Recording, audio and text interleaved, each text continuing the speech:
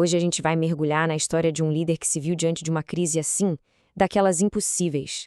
É uma análise sobre poder, sobre medo e principalmente sobre as escolhas que acabam definindo o destino de toda uma nação.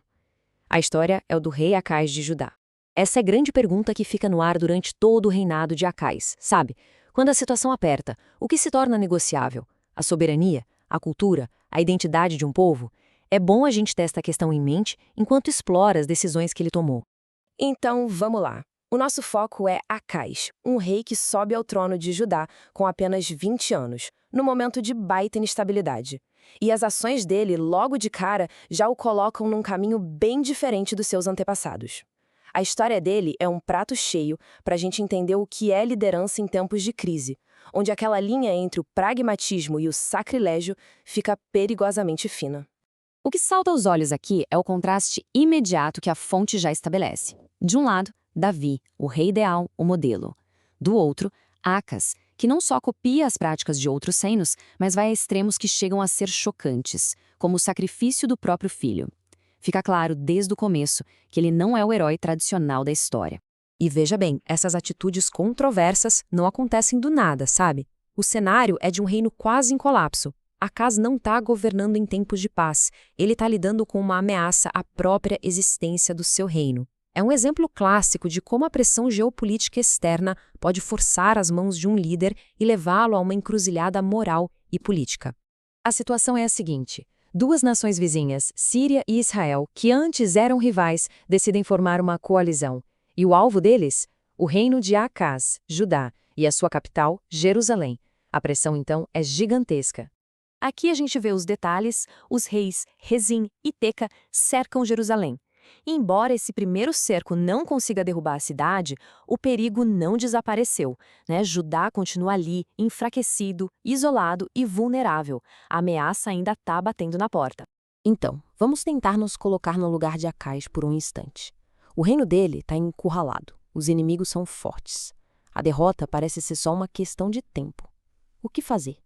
Para onde correr e pedir ajuda? Diante desse abismo, Acais toma uma decisão que vai definir todo o seu legado. Uma solução que parece pragmática, mas é radical. Em vez de confiar na fé ou em alianças antigas, ele joga o jogo do poder, da real política. Ele olha para o norte e busca a proteção da superpotência da época, o temido Império Assírio. E essa frase aqui ela é absolutamente crucial. Acais não está propondo uma aliança de igual para igual. Ele se oferece como servo e vassalo. Essa é a linguagem da submissão total. Ele está na prática entregando a soberania de Judá em troca de proteção militar. E o preço dessa proteção é exorbitante. Acais não esvazia só os cofres do palácio. Ele tira também todo o tesouro do templo, que era o coração espiritual da nação. Ele está literalmente pagando com a herança sagrada do seu povo para comprar a sobrevivência do reino. E a estratégia funciona, pelo menos a curto prazo. A superpotência síria responde com uma força devastadora, esmagando um dos inimigos de Acaz, a Síria. Damasco cai e o rei Rezim é morto. Por um momento, parece que a aposta de Acaz valeu a pena. Mas salvação nunca vem de graça, né? E aqui a gente começa a ver a verdadeira lição sobre alianças com superpotências. A ajuda à Síria veio com um custo oculto, muito mais profundo do que a prata e o ouro. A aliança militar era também uma ferramenta de dominação cultural. A sobrevivência de Judá como nação viria ao preço de sua própria identidade. E essa sequência de eventos aqui ilustra perfeitamente esse processo de assimilação.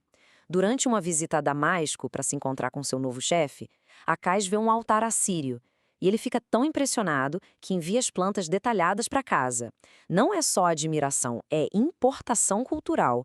Ele ordena que uma réplica exata seja construída para substituir o altar sagrado no Templo de Jerusalém.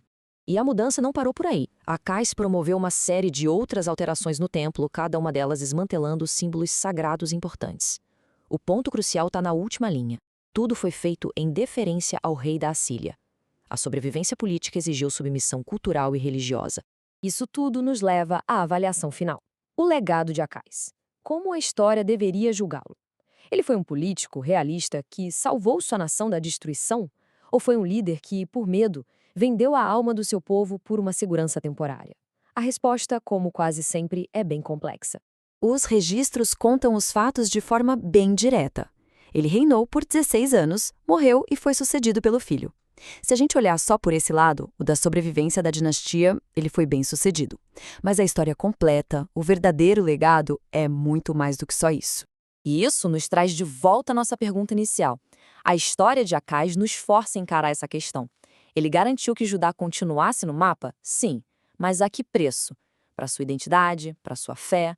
É um dilema que líderes e nações enfrentam até hoje. Qual é, afinal, o verdadeiro custo da sobrevivência?